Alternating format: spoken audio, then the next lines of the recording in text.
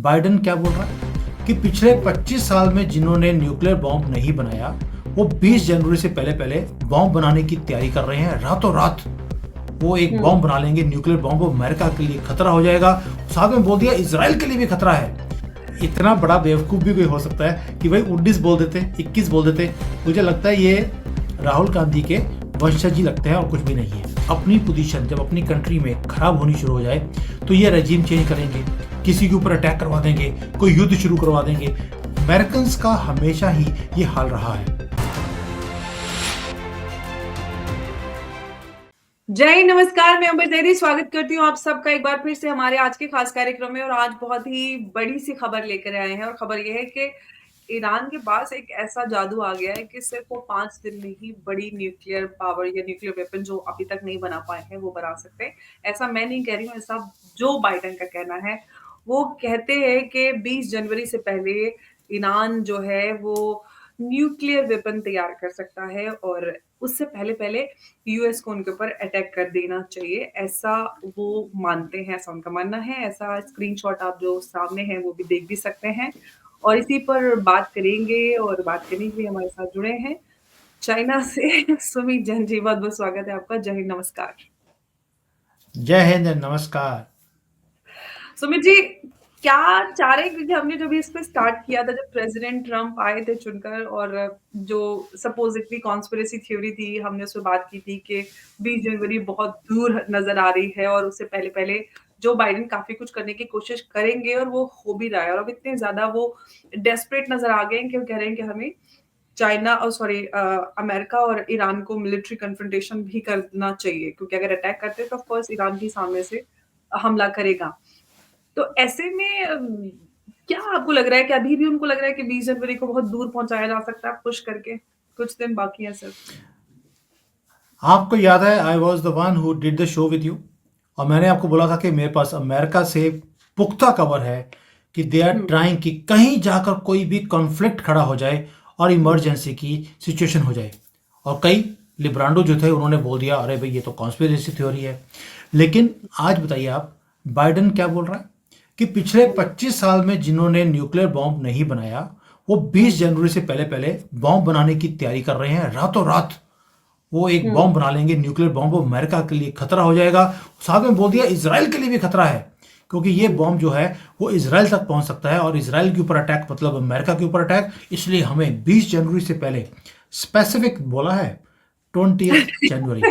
भाई इतना बड़ा बेवकूफ़ भी कोई हो सकता है कि भाई 19 बोल देते, 21 बोल देते। मुझे लगता है ये राहुल गांधी के वंशज ही लगते हैं और कुछ भी नहीं है।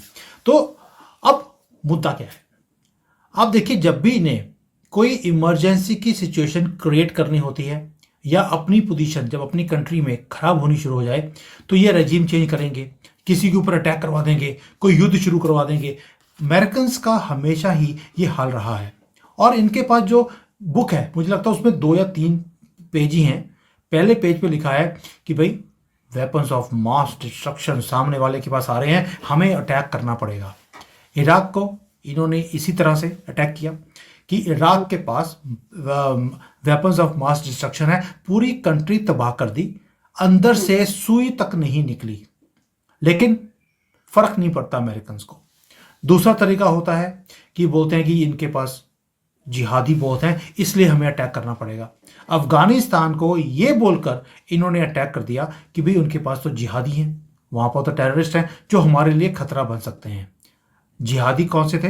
जो खुद अमेरिका का क्रिएट किया हुआ बिन लादेन बाद में उनके लिए खुद ही खतरा बन गया, क्योंकि अब उसकी यूसेज नहीं थी। तो दूसरा तरीका इनका ये होता है। तीसरा तरीका ये होता है कि भाई देखिए सामने वाले ने हमारे ऊपर अटैक किया, हमें अब इनके ऊपर अटैक करना पड़ेगा। 2-3 दिन पहले आपने सुना होगा कि हाउथीज ने अमेरिकन जो शिप्स जा रही थी मेडिटेरेनियन और रेड सी में, उसके ऊपर अटैक किया है। उनको थोड़ी सी नुकसान भी पहुंचा। तो तीसरा इनका तरीका यही होता है। वियतनाम में भी इन्होंने यही किया था कि जी हमारी शिप जा रही थी, वियतनाम में हमारी शिप के ऊपर अटैक किया, अब हमें इनके ऊपर अटैक करना पड़ेगा। अब इन्होंने, आप सोच के देखिए, यही 3 प्लॉट्स इन्होंने ईरान के ऊपर भी करना शुरू कर दिए। ईरान के जो हाउथीज हैं वो हाउथीज आर सपोर्टेड बाय ईरान, यानी कि हाउथीज ने अटैक किया है, ईरान ने अटैक कर दिया। पहली बात। दूसरा, ईरान के पास टेररिस्ट बहुत हैं, हिजबुल्ला, हमास, इनको ये टेररिस्ट बोलते हैं, तो इसलिए हमें इनके ऊपर अटैक करना पड़ेगा। और तीसरा, इनके पास वेपन्स ऑफ मास डिस्ट्रक्शन आ गए हैं। तो वही गेम प्लान जो हमेशा हिस्ट्री में हुआ है, वही 3 पेज, चौथा पेज इनके पास कोई भी नहीं है। तो इन्होंने तीनों के तीनों डाल दिए ईरान के ऊपर। अब गलती क्या हुई? ईरान ने भी एक गलती कर दी। ईरान ने भी अपना एक वीडियो जारी कर दिया। उस वीडियो के अंदर उन्होंने दिखा दिया कि भी अगर आप हमारे ऊपर अटैक करेंगे तो हम भी कोई चूड़ियां डालकर नहीं बैठे पाकिस्तानियों की तरह। हमारे पास भी वेपन्स हैं ऑफ मास डिस्ट्रक्शन, और ऐसी ऐसी मिसाइल्स हमने रखी हुई हैं अपने तह खाने में जहां पर आपका पहुंचना इम्पॉसिबल है। आपकी कोई भी बॉम्ब, कोई भी मिसाइल वहां तक नहीं पहुंच सकती, लेकिन हम आप तक पहुंच सकते हैं। आप देखिए वीडियो के अंदर उन्होंने डिस्प्ले करी हैं बैलिस्टिक मिसाइल्स जो अमेरिका तक वो पहुंच सकती हैं। वो न्यूक्लियर है या नहीं है इसकी अभी पुष्टि नहीं हुई है, लेकिन उन्होंने डिस्प्ले कर दिया कि these are the kind of ballistic missiles which we carry. तो ईरान ने भी बोल दिया कि भैया थोड़ा सोच समझ के आना, मैं ना तो वियतनाम हूं, ना इराक हूं, ना ही मैं यमन हूं, मैं ईरान हूं। पिछले 40 साल से आपने हमें सैंक्शन में रखा हुआ है, तो भी हम तुम्हारा मुकाबला भी कर रहे हैं और मुंह तोड़ जवाब भी दे रहे हैं। इसलिए do not look at us as a weak country. तो ये जो पिंग पोंग है अमेरिका का ईरान के साथ, वो होना शुरू हो गया। और जो बाइडन 20 जनवरी से पहले ईरान के ऊपर अटैक करने की प्लानिंग भी कर रहे हैं। इसी को बोलते हैं, अब कई लोग बोलेंगे ये तो कॉन्स्पिरेसी थ्योरी है, वही जो बाइडन वही बोल रहा है जो हमने आपको 2 महीने पहले बोल दिया था। This is what they are planning. इन्होंने पहले बड़ी कोशिश करी कि चाइना और ताइवान का कोई युद्ध हो जाए। कभी उन्होंने वहां पे डिप्लोमेट्स भेज दिए, कभी ताइवान को हथियार बेचने शुरू कर दिया। आपको याद होगा $2 बिलियन के तो हथियार दे दिए थे, ओनली टू काउंटर चाइना, ताकि चाइना वहां पर चढ़ाई कर दे। नहीं की। फिर इन्होंने यूक्रेन को डर्टी बॉम्ब दिया, जो कि एक छोटा पेलोड का न्यूक्लियर बम होता है, कि रशिया के ऊपर फेंक दीजिए। उन्होंने यूक्रेन ने वो काम भी किया, लेकिन रशिया ने रिस्ट्रेंट रखा, उन्होंने नहीं जवाब दिया। फिर उनकी जो न्यूक्लियर फैसिलिटीज थी रशिया की, उसके ऊपर अटैक किया गया, तो भी रशिया ने कुछ नहीं किया। मॉस्को में अटैक किया गया थ्रू ड्रोन्स, रशिया ने जवाब नहीं दिया। ही नोज कि हमें उकसाया जा रहा है, ताकि फुल फ्लैश्ड एक इमरजेंसी की सिचुएशन बन जाए। यही तरीका है अमेरिकन का। और आज सिर्फ इसलिए कि अपनी नाक बचाने के लिए वो ये सारे स्टेटमेंट्स दे रहे हैं। बट क्या वो कर सकेंगे? With Americans anything is possible. लेकिन सवाल ये है कि जो जो बाइडेन चाहते हैं, क्या वो बाकी बचे 4 दिन में वो कुछ कर पाएँगे? क्या बहुत बड़ा कुछ हम इन 4 दिनों में कुछ डेवलप होते हुए देखेंगे, या फिर ये एक दूर के ख्वाब है बाइडेन के, जो वो जाते-जाते देख रहे हैं, क्या सब कुछ हो जाए और मेरी सत्ता बच जाए? शायद नेतन्याहू से अंबर उनको जी, मिली हुई है कि जंग करा दी और आपको एक चीज समझनी पड़ेगी। ये डीप स्टेट है, वो अपने आप को बचाने के लिए वो सब काम कर सकते हैं। ये भी हो सकता है कि 19 की रात को कर दें और सुबह ट्रम्प जाएं इनॉग्रेशन के लिए, तो बोलेंगे इमरजेंसी हो गई है, अगले साल आना। You never know, anything is possible. अगर चलती फिरती गवर्नमेंट शेख हसीना की ये गिरवा सकते हैं। इमरान खान, वही जो हमारे से पैसे लेकर पाकिस्तान के टुकड़े करने वाला था, उसकी गवर्नमेंट गिरवा सकते हैं। आपने गद्दाफी देख लिया, आपने कितनी गवर्नमेंट देखी है, यूरोप हो और यहां तक कि भारत की गवर्नमेंट मोदी जी की गिरवाने के लिए डीप स्टेट ने कितना काम किया है। जब ये वो काम कर सकते हैं, तो अपनी गवर्नमेंट को बचाने के लिए भी ये सब कुछ कर सकते हैं। तो ये कहना कि क्या 4 दिन में कुछ हो सकता है, इन्होंने क्या बोला है? इन्होंने बोला है कि भाई हम किसी वक्त भी ईरान के ऊपर अटैक कर सकते हैं, और ईरान का भी जवाब आ गया। उन्होंने एक वीडियो जारी करी, साथ पे उनकी भी ट्वीट आई है कि अगले कुछ घंटों में कुछ हम ऐसा बड़ा करने वाले हैं कि सबके रोंगटे खड़े हो जाएंगे। जब आप दोनों चीज़ों को कोलेट करते हैं, यानी कि ईरान भी बोल रहा है आजा बेटा मैदान में देख लेंगे, जैसे हम लोग करते हैं ना स्कूल में, बाहर आना फिर बताऊंगा, वो वाला हाल ईरान भी कर रहा है अमेरिका के साथ। But can this be possible? Everything is possible. It depends on what is on the stake. Stake पर एक ही चीज़ है, स्टेक पर है दादागिरी ऑफ डीप स्टेट। ट्रंप ने बोल दिया मैं सब कुछ डिसमेंटल कर दूंगा, और ट्रंप ने भी अपने कार्ड्स इतने ब्यूटीफुली खेले हैं। उन्होंने डीप स्टेट का आदमी अपने साथ लगा दिया, जिसका नाम है Elon Musk. Elon Musk is nothing but extension of Soros. Soros हट गया है, इलॉन मस्क बीच में आ गया है, और डीप स्टेट और ट्रम्प के बीच में अगर कोई ब्रिज का काम कर रहा है, मैसेजिंग पहुंचा रहा है, वो है इलॉन मस्क।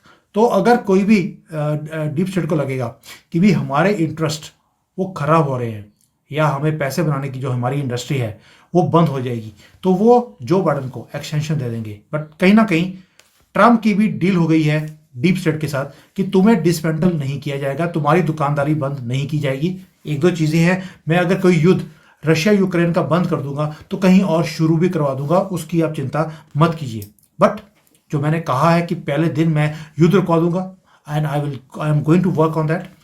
और जो सारी सिचुएशन बन रही है आज की डेट में, आपको जो बाइडन की तरफ से ईरान के ऊपर अटैक होता या तो दिखाई देगा या immediately after that Trump is going to do it.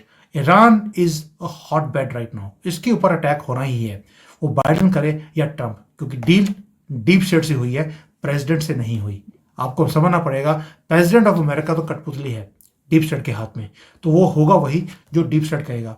और आज की डेट में जो फर्स्ट बड़ी है वो है इलॉन मस्क, यानी कि इलॉन मस्क बताएगा अब ट्रम्प को कि डीप स्टेट क्या चाहता है और उन्हें वो करना भी पड़ेगा। अगर आपको याद होगा, अभी रिसेंटली आपको ट्रम्प और ओबामा बैठे हुए दिखाई दिए, तो उनकी जो लिप रीडिंग होती है, जो एक्सपर्ट्स हैं उन्होंने जब उसकी लिप रीडिंग करी तो मैंने सारे ट्रांसक्रिप्ट पढ़ी है वो वाली। उस पर ओबामा ने बोला कि ये जगह सेफ नहीं है, मैं तुम्हारे साथ कुछ बहुत इंपॉर्टेंट मैटर्स हैं जो डिस्कस करना चाहता हूँ, किसी बाहर जाकर किसी सेफ जगह पर बैठकर हम डिस्कस करते हैं। और उन्होंने कुछ पूछा उनको कि have you taken care of that, तो ट्रम्प बोलते हैं yes I have taken care of that, can you imagine, I have to do it. तो आप इमेजिन कर सकते हैं कि डीप स्टेट ने क्या बोला है करने के लिए, एंड वो बोल रहे हैं कि मुझे करना पड़ रहा है because I have got the instructions for it.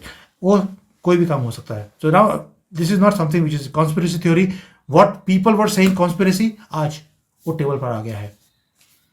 लेकिन सुमित जी, ये जो डेवलपमेंट होते नजर आ रहे हैं, जिस तरह से जो बाइडेन एडमिनिस्ट्रेशन है वो पूरी तरह से डेस्परेट नजर आ रहा है, वो चाहते नहीं है कि सत्ता उनके हाथ से छूटे। और अ, एक तरह से कहें कि यूएस और ईरान मिलिट्री कॉन्फ्रंटेशन में आते हुए नजर आ रहे हैं, क्योंकि ईरान भी कम नहीं है, उनके पास भी मिलिट्री और न्यूक्लियर पावर है, और पावरफुल कंट्री है ईरान भी, क्योंकि यूएस से टक्कर लिए हुए इतने सालों से। तो जो अगर इस तरह के हालात डेवलप होते हैं, तो क्योंकि ईरान हमारा एक पुराना दोस्त है, इंडिया के इंटरेस्ट बहुत सारे हैं ईरान में, चाबहार पोर्ट का पूरा हमें अभी वो मिला है। तो ऐसे में भारत पे इसका क्या असर पड़ सकता है? भारत क्या इस पे कोई प्रिवेंटिव एक्शन ले सकता है, या किस तरह से इस पूरे उसमें अपनी भागीदारी निभा सकता है? पहली बात यह है कि ये ईरान बहाना है, टारगेट भारत है। अब वो बोलेंगे भारत टारगेट कैसे हो गया। आप देखिए रिसेंटली जहां जहां पर भारत ने इन्वेस्टमेंट्स करे अमेरिका की तरफ से, वो सबको डिस्टर्ब कर दिया जी, गया। हमने सबसे जी। ज़्यादा हमने इन्वेस्टमेंट करी अफगानिस्तान में। अफगानिस्तान में उन्होंने गवर्नमेंट को गिरवा दिया, और उसके बाद उनको लगता था, अमेरिका को, डीप स्टेट को, सबको लगता था कि अब ये सारे के सारे भारत को तंग करेंगे। मोदी जी ने एक ही काम किया, उनकी जो ज़रूरत थी उसे पूरा किया, वहाँ पर गंदम भेज दिया। गंदम नहीं, जी। एक गंदे लोग गंदम बोलते हैं, हमें इसे गेहूं बोलना चाहिए। तो जो गेहूं है, हमने गेहूं भेजा, वो हमारा ही अन्न खाकर आज हमारे लिए काम कर रहे हैं। हमने बांग्लादेश को सपोर्ट किया, वहाँ की गवर्नमेंट को गिरवा दिया गया। हमने श्रीलंका में इन्वेस्टमेंट्स करे, वहाँ पर गवर्नमेंट को गिरवा दिया गया। ये हो क्यों रहा है? ये इसलिए हो रहा है कि भारत को टारगेट करना है। अब भारत क्यों? एक तरफ तो अमेरिका बोलता है कि आप हमारे स्ट्रेटेजिक पार्टनर हैं। अमेरिका का कोई भी पार्टनर नहीं है। उनकी जो ज़रूरत होती है उसके हिसाब से, वो तो डिक्टेटर जो होते हैं, उनकी गवर्नमेंट को भी वो एक्सेप्ट कर लेते हैं। डेमोक्रेसी गई भाड़ में, उनको सिर्फ अपने इंटरेस्ट को पूरा करना है। आज की डेट में चाइना इज़ डाउन। चाइना अब नहीं दोबारा से ऊपर उठ सकता, इट विल टेक टाइम। उससे पहले पहले ये कोई ना कोई गन डलवाएंगे वहाँ पर, और गवर्नमेंट को वहाँ पे चलने नहीं देंगे। अगला टारगेट भारत इसलिए है because now we are the rising star of the world. जैसे हमारी जीडीपी बढ़ रही है, मोदी जी का सपना है कि अगले 25 साल में मुझे एक डेवलप्ड कंट्री बनाना है, वैसे ही जैसे चाइना ने 25 साल में अपनी कंट्री को गरीबी से एक डेवलप्ड कंट्री बना लिया, मोदी जी का वही विजन है। And America can smell the coffee right from America, कि अब भारत उसी लाइन पर चल रहा है जिस लाइंस पर चाइना चल रहा था। जो गलती अमेरिका ने चाइना के साथ करी, वो भारत के साथ नहीं करना चाहते। तो जहां जहां पर हम लोग इन्वेस्टमेंट्स कर रहे हैं, उस रास्तों को बंद करते जा रहे हैं। ईरान हमारी लेटेस्ट इन्वेस्टमेंट है, इसीलिए ईरान को ब्लॉक करने की कोशिश की जा रही है। Now what Bharat can do, Bharat ने पहले ही अपने इंटरेस्ट को पूरा करने के लिए, आपको याद है कि जो अदानी है, अदानी को टारगेट इसलिए किया जाता है क्योंकि जितने स्ट्रेटेजिक पोर्ट्स हैं वो सारे के सारे अदानी के कंट्रोल में हैं, अदानी के पास लीज पे हैं, he is developing those ports.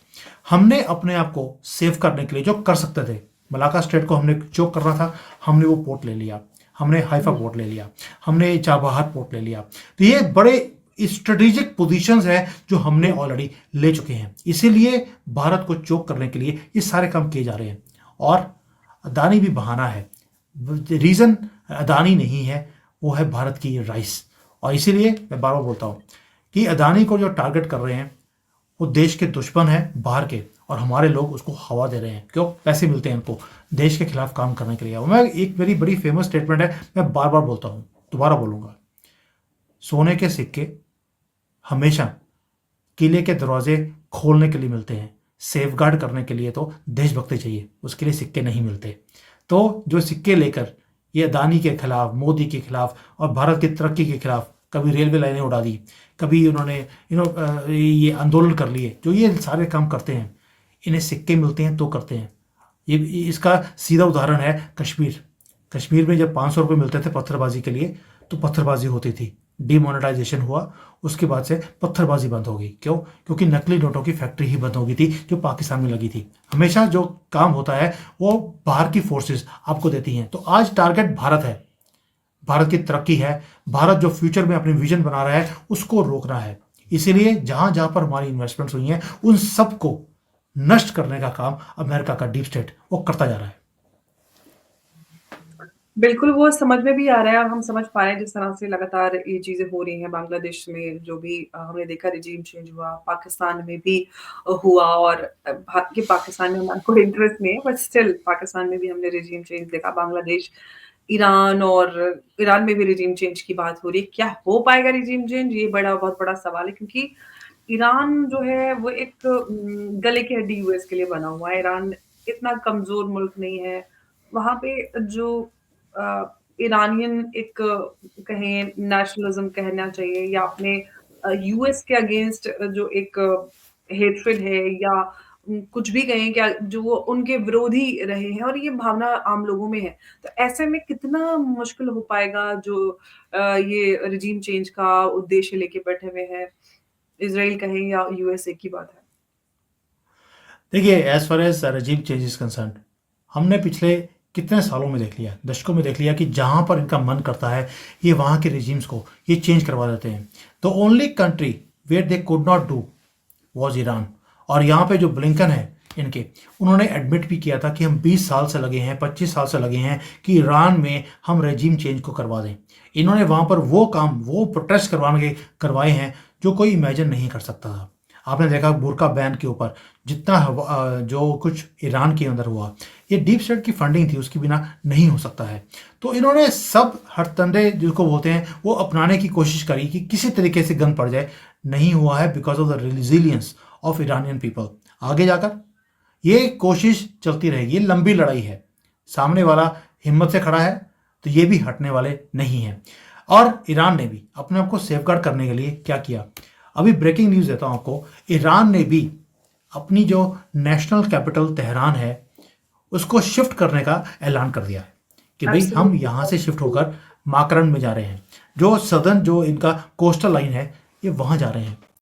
Y is it कि इनको वहाँ पर कोस्टल लाइन पे जाने की ज़रूरत है? क्यों?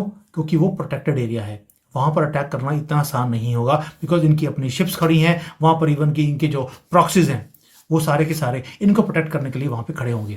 तो so Iran also is playing very very smart, they are already going ahead of American deep state's thinking. और अमेरिका को समझ नहीं आ रहा कि तेहरान को, या जिसको हम बोलते हैं तेहरान तो ओल्ड नाम हो गया, अभी तो माकरन बोलना पड़ेगा, इनको अब हैंडल कैसे किया जाए। सो दैट मीन्स अभी तक तो जो ये एक इंफॉर्मेशन वॉरफेयर है, कुछ भी कह लीजिए, इस सब के अंदर ईरान आपको पिछले 20-25 सालों से जीतता हुआ दिखाई देता है। बट आगे जाकर डीप स्टेट है, they can go to any extent. लेकिन जो भारत के कॉन्टेक्स्ट में हम बात कर रहे थे कि लगातार भारत को पुल डाउन या भारतीय इकोनॉमी को पुल डाउन करने के लिए जो डीप स्टेट काम करता रहता है, उसके लिए भारत क्या कर सकता है? भारत का क्या काउंटर नैरेटिव या काउंटर पॉलिसी हो सकती है? मुझे मोदी जी की एक बात अच्छी लगती है, and that is the best policy. कई बार अगर सामने वाला बहुत ऊंचा ऊंचा बोल रहा हो, हुँ, आपको चुप रह के खड़े खड़े होने में ही भलाई है, and that is exactly what Modi ji is doing. ये होता है कि सामने वाला भौंक रहा है तो हमें भौंकने की जरूरत नहीं है, आप चुप करके खड़े रहिए। जब वो शांत हो जाएगा तब हम एक छोटी सी लाइन दे देंगे, और छोटी सी लाइन देने के लिए मोदी जी ने एक आदमी रखा हुआ है, जयशंकर। वो जाते हैं, एक लाइन बोलते हैं, और सामने वाले के ऐसी तमाचा लगता है कि उंगलियों के निशान खत्म नहीं होते। अब भारत क्या कर रहा है या करना क्या चाहिए, वो मोदी जी ऑलरेडी कर रहे हैं। ही नोज कि ये लड़ाई है, ये लंबी लड़ाई है, मुझे आगे नहीं जाने दिया जाएगा। चुपके से टाइम को निकालिए, ये वक्त बहुत ही खतरनाक है। पूरी दुनिया एक टाइम बॉम्ब के ऊपर बैठी है, कोई भी किसी वक्त भी उसको आग लगा सकता है। The best policy is not to align with anybody. आप सबके साथ हैं लेकिन किसी के साथ भी नहीं है। हम रशिया के साथ हैं तो अमेरिका के साथ हैं, हम फ्रांस के साथ हैं तो हम जर्मनी के साथ भी हैं, हम चाइना के साथ भी हैं, ट्रेड पूरा कर रहे हैं तो सऊदी अरेबिया के साथ भी हैं। हमने किसी के साथ भी दुश्मनी नहीं रखी है, और जो हमें दुश्मन मानते हैं हम उनकी तरफ थूकते भी नहीं हैं। हमारे ईस्ट इधर हो या इधर हो, हमने वहां पर थूकना भी पसंद नहीं करते। तो you have to understand that what Modi ji is doing is the perfect formula, not to align with anybody, but दोस्ती सबसे है। और इसीलिए आज दबदबा भी है दुनिया के अंदर। हम किसी की दादागिरी समझते हैं ना, उसके नीचे फॉल करते हैं। ये कांग्रेस की गवर्नमेंट नहीं है कि जाकर बूट पॉलिश करते रहे हर एक के सामने, हमारा वो काम ही नहीं है। ना ही हम किसी से बूट पॉलिश करवाते हैं। हाँ, सामने वाला झुककर हम पैरों को हाथ लगा दे, वो उसका बड़प्पन है। हमने किसी को झुकाने की कोशिश नहीं करी। But as far as Modi ji is concerned, he is keeping a very balanced relationship with everybody, and this is the need of the hour.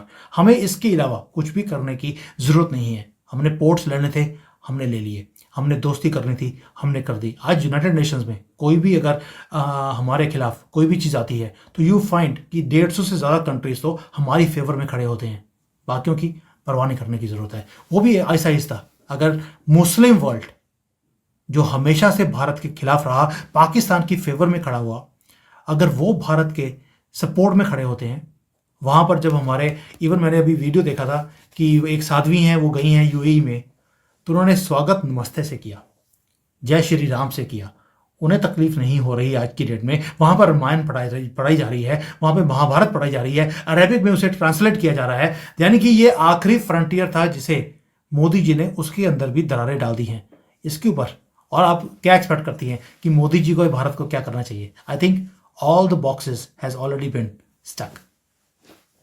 बिल्कुल, आपने काफ़ी बेहतर विश्लेषण किया क्योंकि मोदी जी बहुत ही सटीक तरीके से काम कर रहे हैं और पूरे ग्लोबल साउथ की बात करें या फिर जो मुस्लिम वर्ल्ड है उसमें बहुत अच्छे संबंध मोदी जी ने अपने कार्यकाल में स्थापित किए हैं और कितने ही सारे जो मुस्लिम देश हैं उन्होंने जो उनका सर्व सम्मान है उससे नवाज़ा भी है।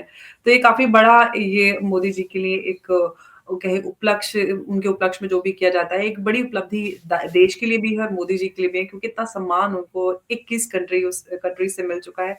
ये बहुत बड़ी बात है भारत के लिए और हम सबके लिए बहुत गर्व की बात है कि हमारे प्रधानमंत्री को दुनिया भर में इतना सम्मान मिलता है। वो भी इसी वजह से क्योंकि वो उस तरह से काम करते हैं, उनकी नीतियाँ सभी देशों को साथ में लेकर चलने की है। वसुधैव कुटुंबकम जो G20 का स्लोगन भी रहा, उसको लेकर भी काफ़ी पॉलिटिक्स हुई थी कि ये क्या है, क्यों है? लेकिन वो भारत उसपे खरा उतरता है और उसको फ़ॉलो भी करता है।